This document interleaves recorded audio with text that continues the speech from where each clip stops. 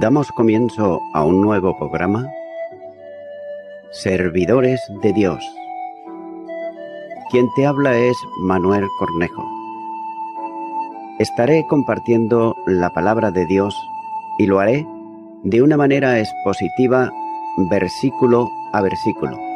Y en esta ocasión será en Efesios, capítulo 4 y versículo 25, donde dice: por lo cual, desechando la mentira, hablad verdad, cada uno con su prójimo, porque somos miembros los unos de los otros. La expresión por lo cual, que aparece por segunda vez en el original desde pues, versículo 17, suministra una respuesta anticipada a la descripción general de la nueva vida en Cristo descrita en los versículos 20 al 24, y presenta el primer mandato específico para el andar del nuevo cristiano o la nueva cristiana. Dice la palabra de Dios que los mentirosos no heredarán el reino de Dios. Apocalipsis, capítulo 21 y versículo 8. Pero los cobardes e incrédulos, los abominables y homicidas, los fornicarios y hechiceros, los idólatras y todos los mentirosos tendrán su parte en el lago que arde con fuego y azufre, que es la muerte segunda. Hay que considerar que un creyente puede caer en la mentira, tanto como puede caer en cualquier otro pecado. Pero si mentir, sin embargo, es un hábito continuo en su vida, que procede de un corazón que procura engañar, carece entonces de toda base bíblica para creer que este cristiano o esta cristiana lo es realmente. La persona que miente de forma persistente como algo que forma parte regular de su vida cotidiana, demuestra que es hijo del diablo y no de Dios. El Evangelio de Juan, capítulo 8 y versículo 44, el Señor Jesús está hablando a los religiosos y le dice: cuando habla mentira, de suyo habla, porque es mentiroso y padre de mentira. Se está refiriendo al diablo.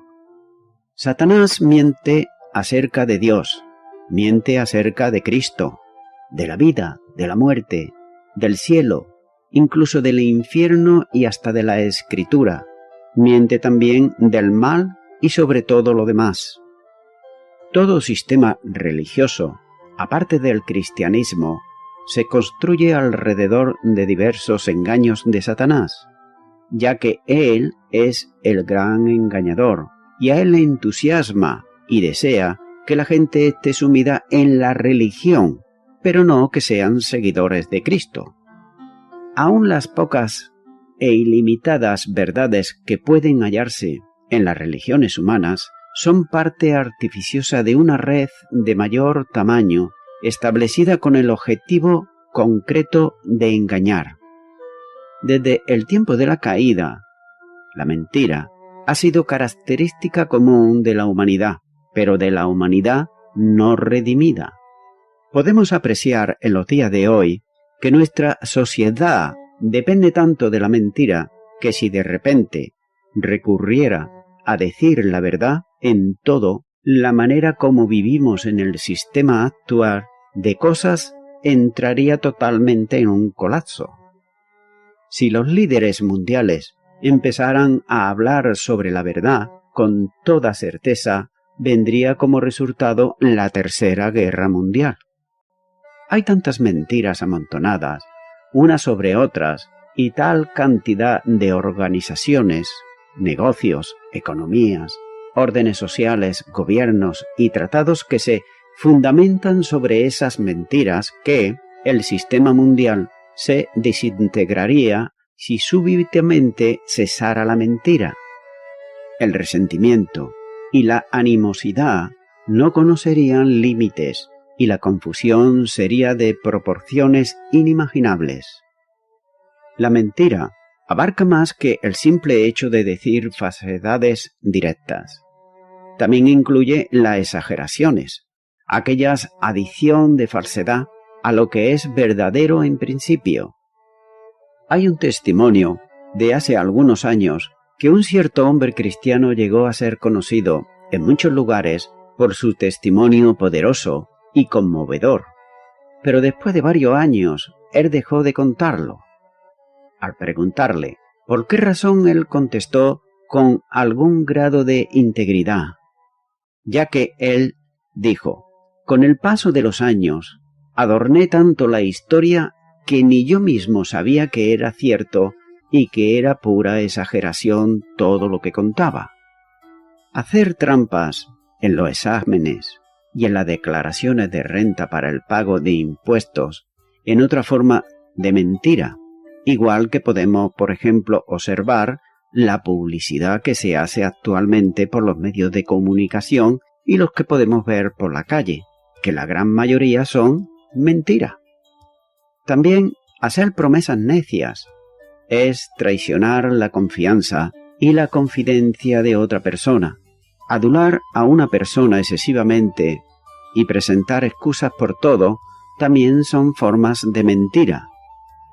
El cristiano no debería participar de cualquier clase de mentira, por muy disimulada que se presente o muy caritativa, porque es una mentira.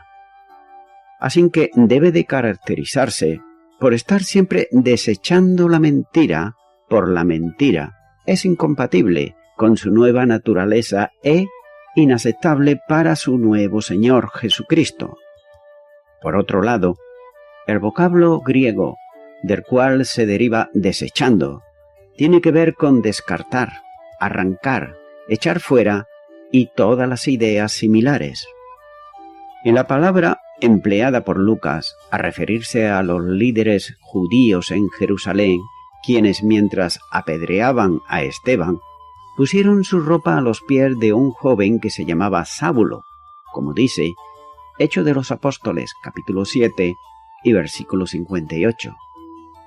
Nótese que pusieron a un lado sus vestimentas exteriores para tener mayor libertad de movimiento en la obra perversa que estaban a punto de cometer.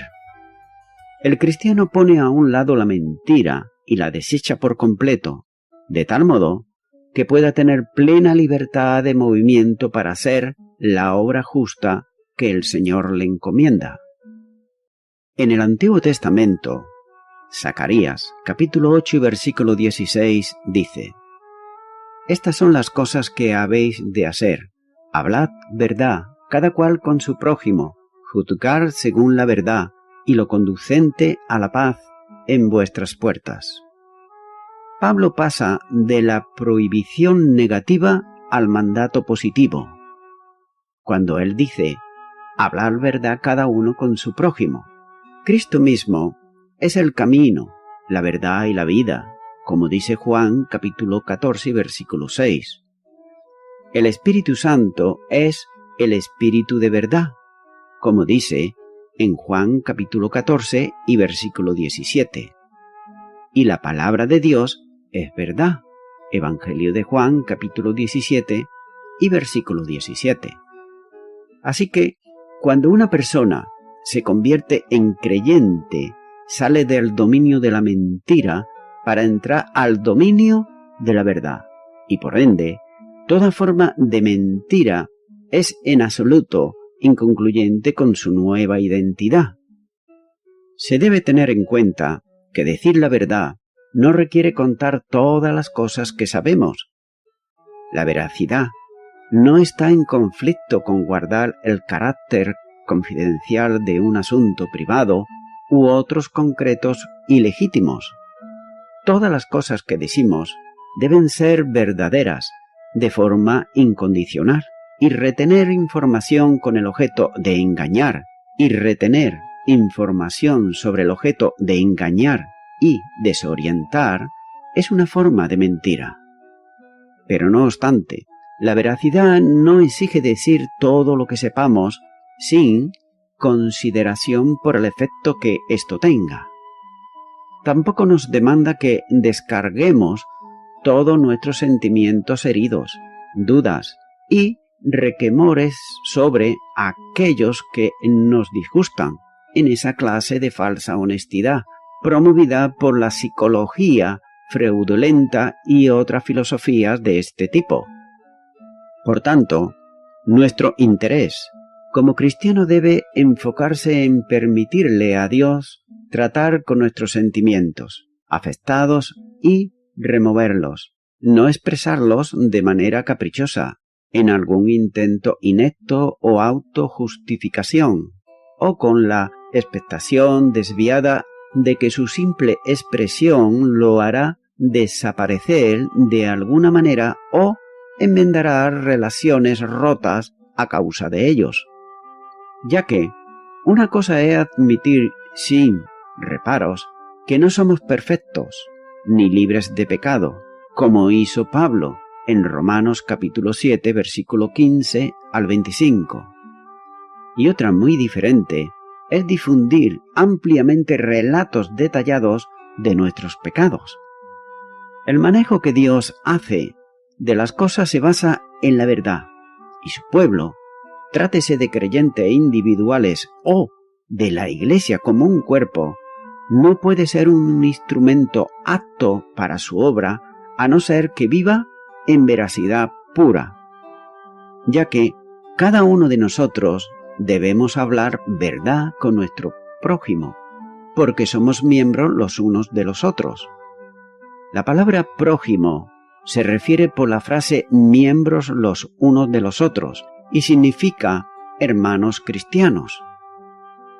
Debemos hablar verdad a todos en todas las situaciones, pero tenemos un motivo especial para ser veraces con otros creyentes, porque somos miembros todos del cuerpo de Cristo, la Iglesia, y por lo tanto miembros lo uno de los otros. Nótese esto, y es que, si nuestro cerebro empezara súbitamente a dar señales falsas a nuestros pies, seguramente íbamos a tropezar, o íbamos a caminar frente a un camión en movimiento, en lugar de detenernos al cruzar la calle. Si hubiera informes falsos sobre calor y frío, no íbamos a congelar hasta morir, por una sensibilidad exagerada a la tibieza, y nos quemaríamos vivos bajo agua hirviendo por sentirnos refrescados. También, si nuestros ojos decidieran enviar señales falsas al cerebro, una curva peligrosa en la carretera podría aparecer derecha y segura, y tendríamos seguramente un accidente. También, si los nervios en nuestras manos y pies perdieran la capacidad de avisar a nuestro cerebro que están sufriendo una lesión, podríamos perder nuestro pie o nuestros dedos sin siquiera saber en qué momento. Y ese es el gran peligro, que toda lesión, enfermedad y demás afecciones pueden desgastar el cuerpo por la simple razón de que es incapaz de enviar señales de dolor y también de peligro.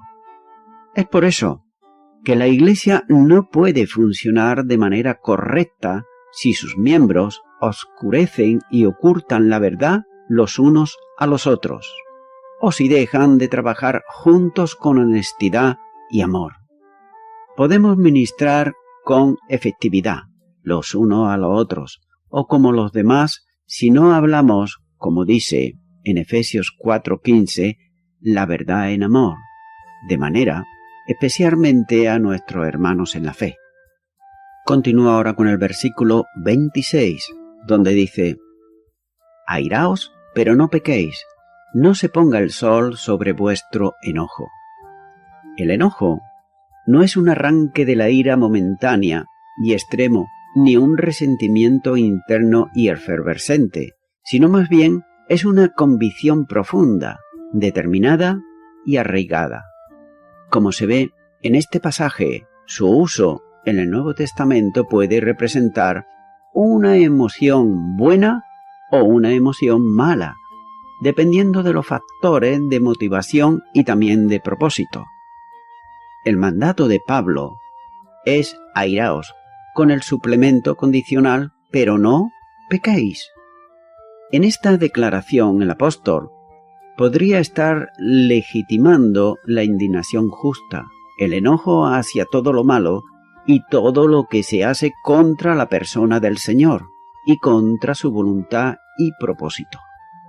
Es enojo del pueblo del Señor que aborrece la maldad, como podemos ver, por ejemplo, en el Salmo 69 y versículo 9, donde dice: «Porque me consumió el celo de tu casa, y los denuestos de los que te vituperaron cayeron sobre mí».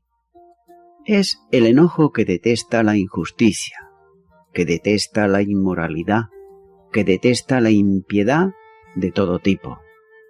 Es el enojo acerca del cual el gran predicador inglés Robinson escribió en una de sus cartas, cuando él dijo: en cierta ocasión se encontró con un hombre que estaba tratando de inducir a una joven para entrar a la prostitución, y él se enojó por ello, de tal grado que le mordió el labio hasta hacerle sangrar. Jesús expresó su enojo justo hacia la dureza de corazón de los fariseos, que ellos se mosquearon con su sanidad del hombre con la mano seca en el día de reposo, como así nos muestra el Evangelio de Marcos capítulo 3 y versículo 5. Aunque la palabra misma no se emplea en el relato de los acontecimientos en los Evangelios, fue sin lugar a duda esa clase de enojo el que ocasionó que Jesús sacara a los cambistas del templo, como así lo muestra el Evangelio de Juan, capítulo 2 y versículo 15. Nótese que el Señor Jesús se enojaba, pero lo hacía justamente cuando la gente no honraba al Padre Eterno, o cuando otra persona era tratada mal, pero Él nunca se enojó de manera egoísta, por cosas hechas en su contra.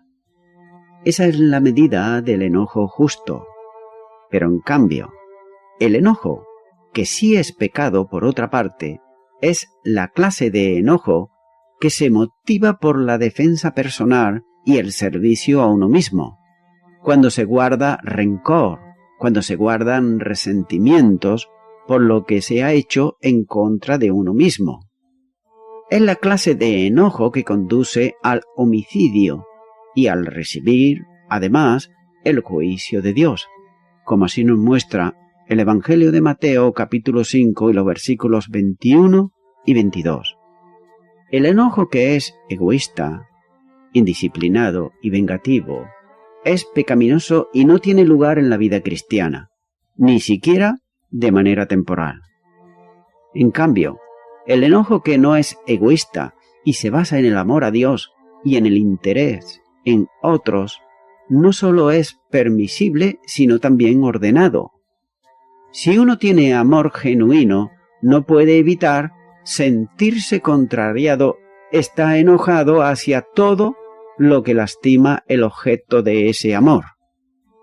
Continúo ahora con el versículo 27, donde dice: ni deis lugar al diablo. Nótese que, pero no obstante, aún el enojo justo puede caer con facilidad en la amargura, el resentimiento y la autojustificación. En consecuencia, Pablo prosigue a decir: no se ponga el sol sobre vuestro enojo, ni deis lugar al diablo.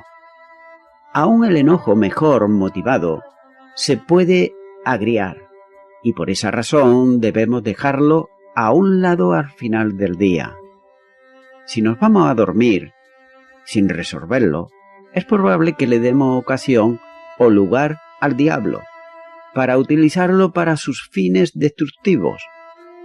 También, si se prorroga el enojo, uno puede empezar a buscar venganza y violar de ese modo el principio enseñado que nos muestra la palabra de Dios en Romanos capítulo 12, los versículos 17 al 21.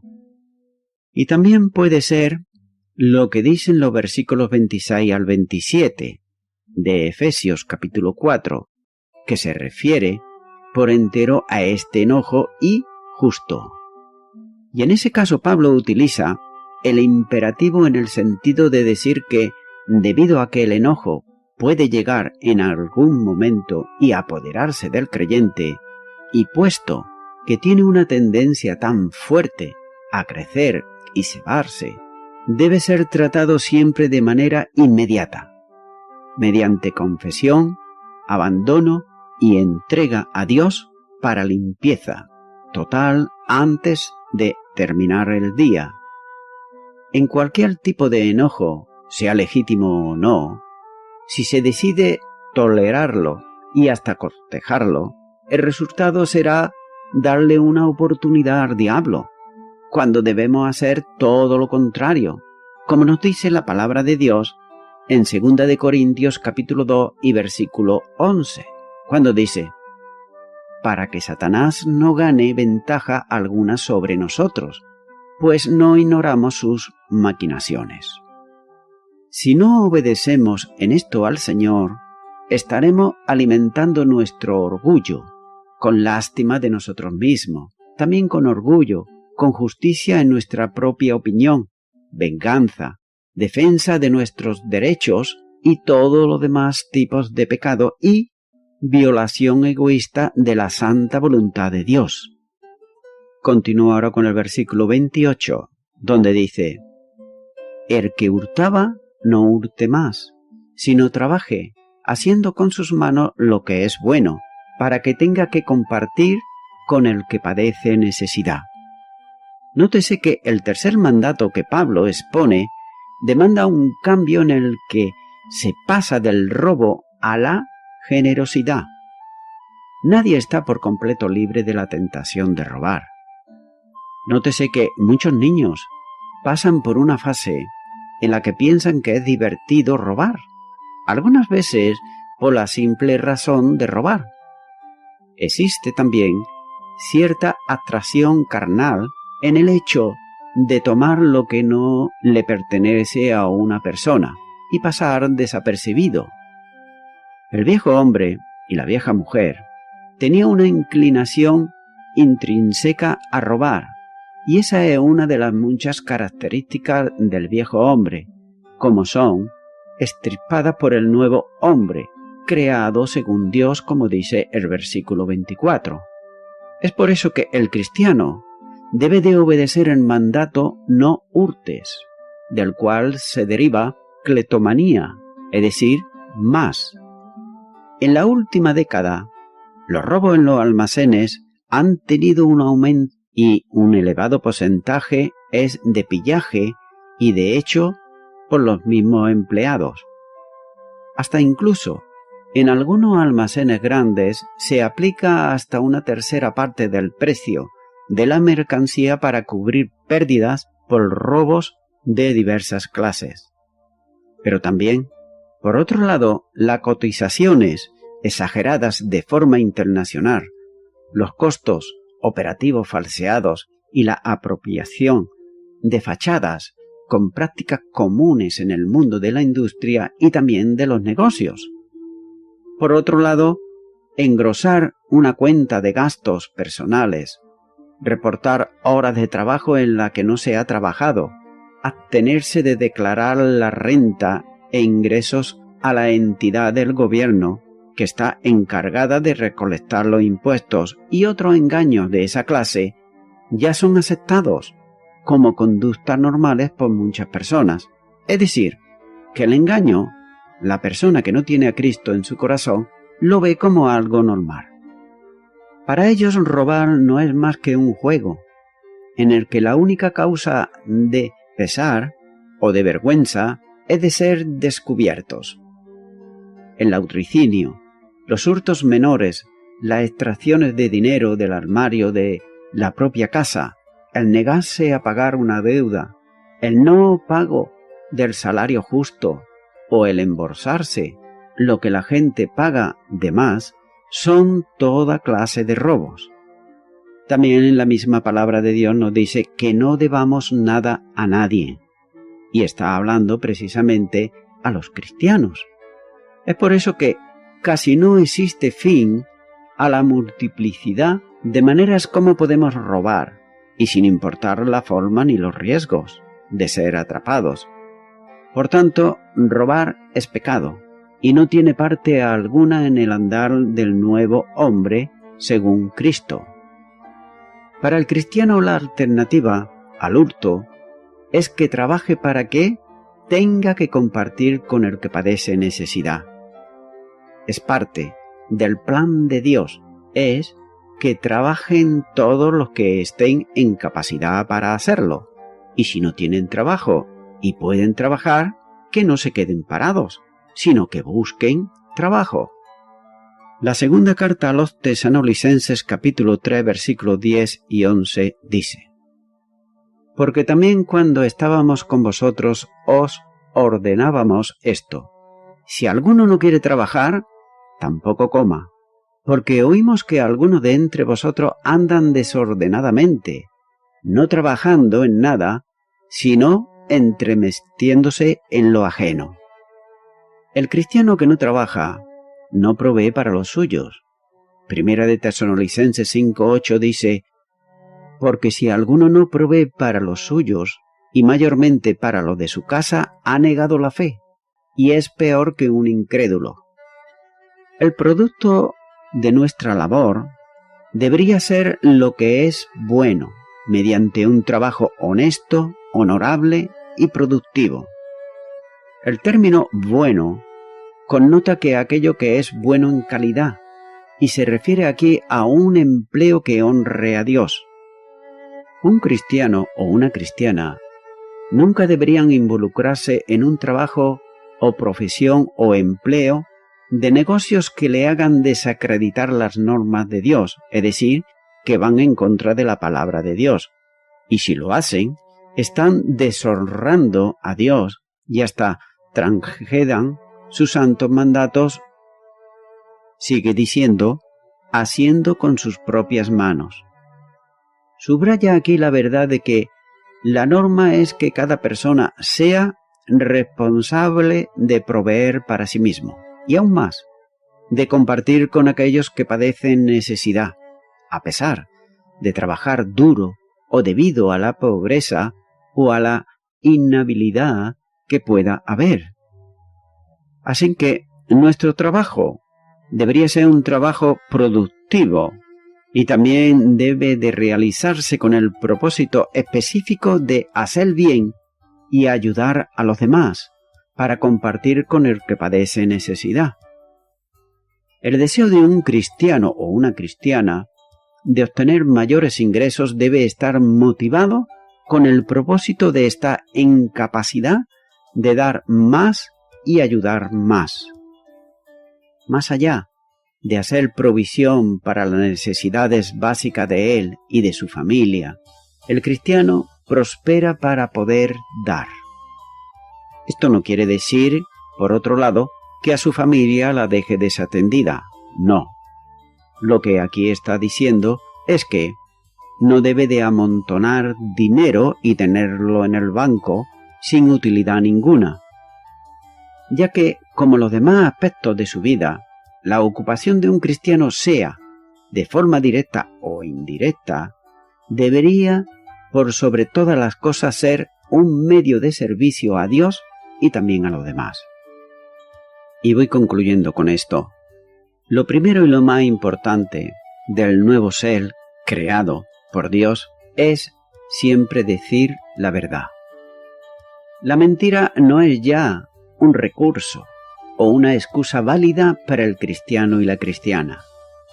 Para los cristianos la verdad no es una elección, sino una necesidad, ya que la mentira es destructiva, tanto para el propio ser como para nuestras relaciones con los demás. Cuando un hombre miente, echa por la borda su dignidad humana y, por así decirlo, la aniquila. Por supuesto, lo mismo se aplica aquí también a la mujer. Pero el ser no es el único destruido, puesto que los cristianos forman parte o formamos parte los unos de los otros. Así que una mentira es como una cuchillada en las entrañas mismas del cuerpo de Cristo. Cuán extraño que una parte del cuerpo engañe a otra. Es, por ejemplo, como si un ojo le mintiera al pie, acerca de un peligro que ve. Las mentiras distorsionan la realidad y acompañan a cualquier otra forma de perversión. Por regla general, las mentiras están motivadas por un deseo de superación, defensa personal y normalmente no van solas, ya que es difícil decir solo una. Estimado y estimada oyente, la mentira piadosa es un engaño del diablo, para que la persona que la aplica piense que no es tan malo, sino que es simplemente una mentira pero piadosa. Es parecido, por ejemplo, a la hija que le dice a la madre: mamá, me parece que estoy un poquito embarazada. Amigo y amiga oyente, Dios desea que deseches toda clase de mentira, porque todos hemos mentido de una o de otra manera alguna vez, pero tal vez, humanamente hablando, esto te parezca a ti imposible, ya que no puedes por ti mismo o por ti misma dejarlo de hacer, ya que se ha convertido en un hábito o quizás en una atadura. Déjame decirte que Cristo Jesús puede y quiere que dejes esa clase de pecado, pero para ello antes tú debes de invitarle a que Él venga a tu corazón y que le recibas como Señor y Salvador de tu vida, ya que Él vino a la tierra, Dios se hizo hombre, se humanizó en la persona de Jesucristo, y Él vino para dar libertad al cautivo y deshacer las obras del diablo. Es por eso que si tú ahora sientes de todo corazón que debes de dejar de engañar a las personas, pues yo te animo a que ores conmigo esta oración de fe y repitas ahí a donde estás y digas: Señor Jesús, te pido perdón por todos y cada uno de mis pecados. El engaño, la mentira, ha sido una manera de vivir en mi vida. Pero hoy he escuchado tu palabra y he entendido que mentir es pecado. Por ello, me arrepiento en este momento. Te abro mi corazón y te recibo como Señor y Salvador. Y te doy gracias en el nombre de Jesús. Amén.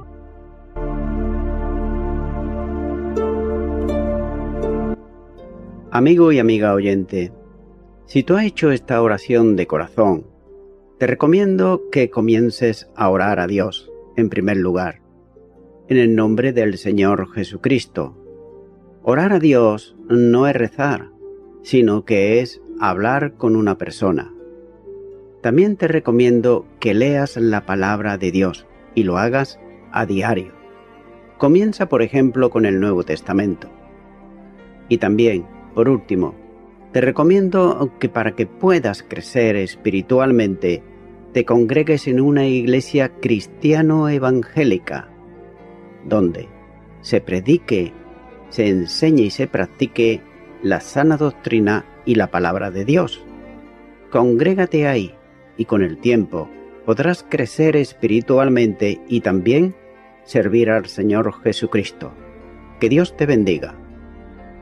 Y a toda la audiencia, nuevamente ya me estoy despidiendo de todos ustedes y será hasta el próximo programa. Que Dios os bendiga a todos.